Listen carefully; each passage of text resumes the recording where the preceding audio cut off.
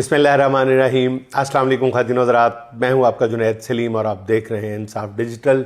नाज़रीन, ईरान और अमेरिका में मुआहदे के हवाले से स्टेज बिल्कुल तैयार है। पाकिस्तान को सफारती लिहाज से एक बहुत बड़ी कामयाबी मिल रही है, मगर इसके साथ साथ कुछ मामलात पर अब तशवीश भी होने लगी है, जिनमें सबसे बड़ी तशवीश खुद सदर ट्रंप का किरदार है। उनकी तरफ से आने वाला हर बयान पहले से मुख्तलिफ होता है, एक बयान दूसरे की ज़िद होता है। ट्रंप ने कहा है कि ईरान के साथ तकरीबन तमाम मामलात पर इत्तफाक राय हो चुका है। ईरान ने आबनाए हुर्मुज़ खोल दी है, जल्द ईरानी यूरेनियम भी अमेरिका में आ जाएगा और ईरान को कभी एटमी हथियार नहीं बनाने देंगे, जिस पर ईरान के रहनुमा बाकर कालिबाफ का कहना यह है कि अमरीकी सदर ने 1 घंटे में 7 झूठ बोले हैं, इसलिए ईरान को अमरीका पर कोई एतमाद नहीं है। और फिर खदशात ने हकीकत का रूप धार लिया है और ईरान ने आबनाए हुर्मुज़ दोबारा बंद कर दी। ईरानी पासदारान इनकलाब ने कहा है कि आबनाए हुर्मुज़ सीज़ फायर से पहले वाली सतह पर दोबारा आ गई है। पासदारान के मुताबिक आबनाए हुर्मुज़ की बंदिश की आड़ में अमेरिका समुद्री चोरी और कज़ाकी के इकदाम जारी रखे हुए है। अमरीकी इकदाम की वजह से आबनाए हुर्मुज़ का कंट्रोल जो है वो और इंतज़ाम ईरानी फोर्सेस ने संभाल लिया है। ये इकदाम अब तक की जितनी भी जारी अमन कोशिशें हैं, मेरा ख्याल है कि ये उनके लिए सबसे बड़ा धचका है। ईरानी वजारत ख़ारजा के तर्जुमान इस्माइल बकाई का भी कहना है कि यूरेनियम हमारे लिए ईरानी सरजमीन की तरह मुक़द्दस है और इसे किसी और के हवाले करने का सवाल ही पैदा नहीं होता। ईरान के नाज़रीन, इस दो टोक मौक़िफ़ के बाद ट्रंप एक बार फिर धमकियों पे उतर आए। उनका कहना यह है कि अगले हफ्ते बुध तक कोई मुआहदा ना हुआ तो ईरान के साथ जंगबंदी ख़त्म कर सकता हूँ, मुमकिन है मैं जंगबंदी में तोसीह ना करूँ। ट्रंप ने मज़ीद कहा है कि बदकिस्मती से हमें दोबारा बमबारी शुरू करना पड़ सकती है। अब ज़रा कहते हैं कि ट्रंप इस तरह की बयानबाजी से सिर्फ ईरान को दबाव में लाना चाहता है ताकि वो मुआहदे की वो शराइत भी मान ले जिन पर अभी तक ईरान कोई लचक दिखाने को तैयार नहीं है। लेकिन मेरा ख्याल है कि ईरान मैदान में जीती हुई जंग मुज़ाकरात की मेज़ पर कभी नहीं हारेगा, क्योंकि जंग का जो मुस्तकिल ख़ात्मा है वो ईरान से ज़्यादा अब ट्रंप की मजबूरी है। अच्छा नाज़रीन, सोशल मीडिया इमरान खान और हुकूमत के दरमियान किसी मुमकिना डील की खबरों से भरा पड़ा है।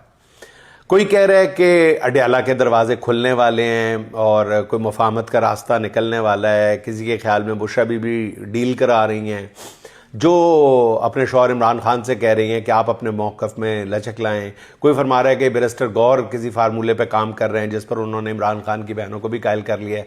सोशल मीडिया पर डील के हवाले से खबरें हैं, इनमें हकीकत कितनी है उसकी तस्दीक करने के लिए कोई मौजूद तो नहीं है ऑथेंटिक बंदा के उससे पूछ लिया जाए। लेकिन नाज़रीन, मैं अपनी राय आपकी खिदमत में पहले भी पेश कर चुका हूँ, दोबारा अर्ज़ किए देता हूँ कि ये दोनों बातें जो की जाती हैं कि जी तहरीक चलने से कुछ दिन पहले डील का डोल डाला जाता है, ये असल में डिट्रैक्ट किया जाता है।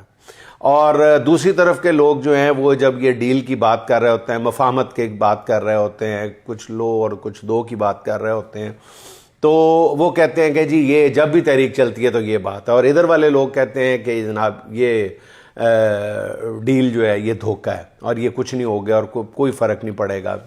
तो नाज़रीन, मैं ये समझता हूँ कि ये ज़रूरी नहीं है कि इनमें से एक बात कुल्ली तौर पे ठीक हो और दूसरी बात कुल्ली तौर पे गलत हो। दोनों बातें जुज़वी तौर पे ठीक भी तो हो सकती है ना। नाज़रीन, इस पर ज़रूर सोचिएगा कि ज़ाहिर है कि जब हुकूमत पे तहरीक का दबाव पड़ता है, वैसे तहरीक का जो दबाव है एक तरह से वो तो मुसलसल जारी रहता है।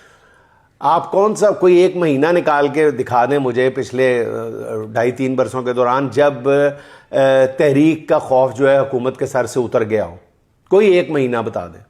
तो जब भी मफाहमत की बात होगी, कुछ मुज़ाकरात की बात चलेगी, तो ये बात हर वक्त हर दौर में कही जा सकेगी कि ये तहरीक का नतीजा है।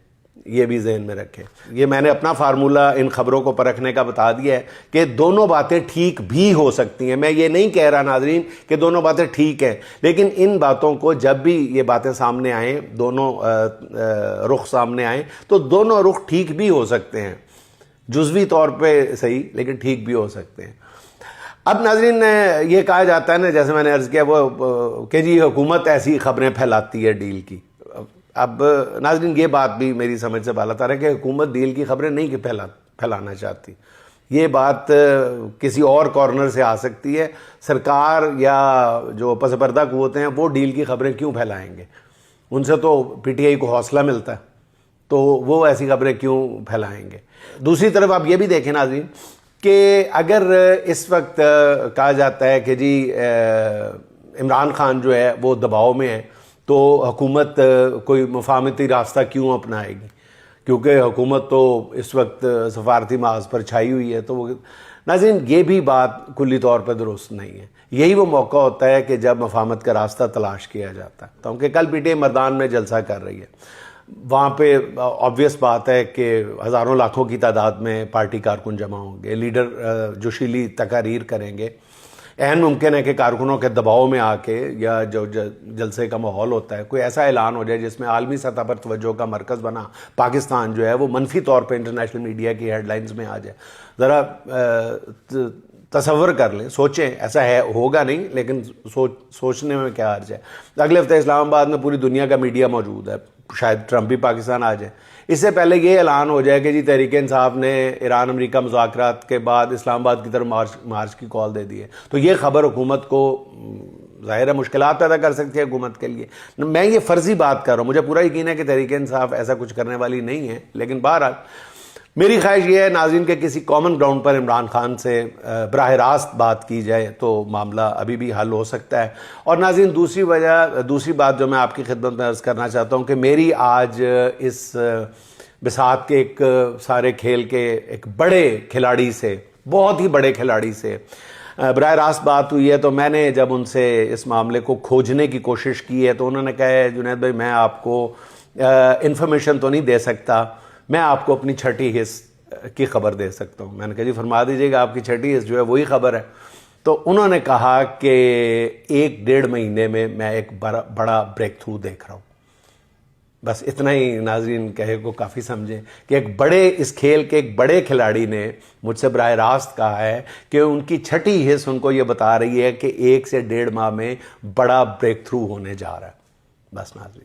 اچھا ناظرین, عالمی مارکیٹ میں تیل کی قیمتوں میں بڑی کمی کے باوجود پاکستانیوں کو ایک بار پھر پیٹرول کی قیمت میں ریلیف نہیں مل سکا. ڈیزل کی قیمت میں 32 روپے کمی کر کے حکمران قوم کی جانب فاتحانہ نظروں سے دیکھ رہے ہیں. آپ نے ہرمز کھلنے کے بعد تیل کی فی بیرل قیمت جو ہے وہ $114 سے کم ہو کر $88 پر آ گئی. اس کے باوجود پیٹرول کی قیمت کم نہ ہونا حکومت کی نہلی کے سوا اور کیا ہے ناظرین. امریکہ ایران جنگ کو پاکستانی حکمرانوں کی نظر سے دیکھیں تو یہ جنگ تو حکومت پاکستان کے لیے کسی نعمت سے کم نہیں تھی.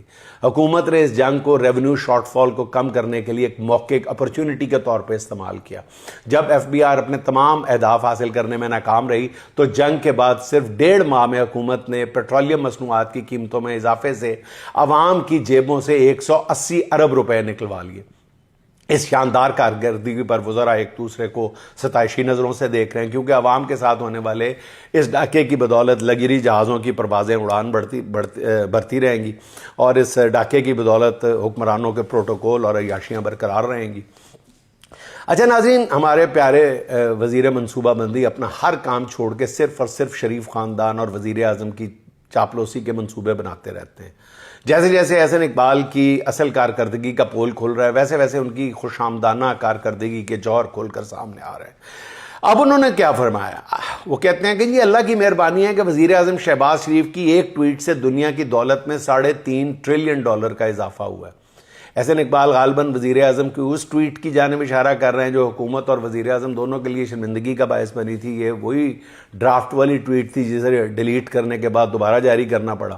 بہرحال اگر وزیر منصوبہ بندی کا دعویٰ اس ٹویٹ سے دنیا کی دولت میں $3.5 ٹریلین کا اضافہ ہوا ہے تو وہ ساتھ یہ بھی بتا دیتے کہ ان $3.5 ٹریلین میں سے پاکستان کے حصے میں کتنے آئے, کتنا چونگا آیا. چونگا اکثر لوگ سمجھتے ہیں یا نہیں سمجھتے. بچپن میں دکاندار سے کوئی چیز لینے جاتے تھے تو مفت میں تھوڑی سی چیز ویسے پکڑا دیا کرتا تھا. یا پھر یہ احسن اقبال صاحب پاکستان کو دنیا کے معاملات میں شاید حصہ دار ہی نہیں سمجھتے.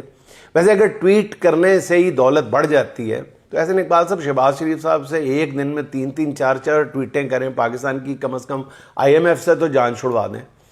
احسن اقبال صاحب اگر اپنا کام آپ دیانتداری سے کیا ہوتا تو آج آپ کو اس طرح کی باتیں نہ کرنی پڑتی.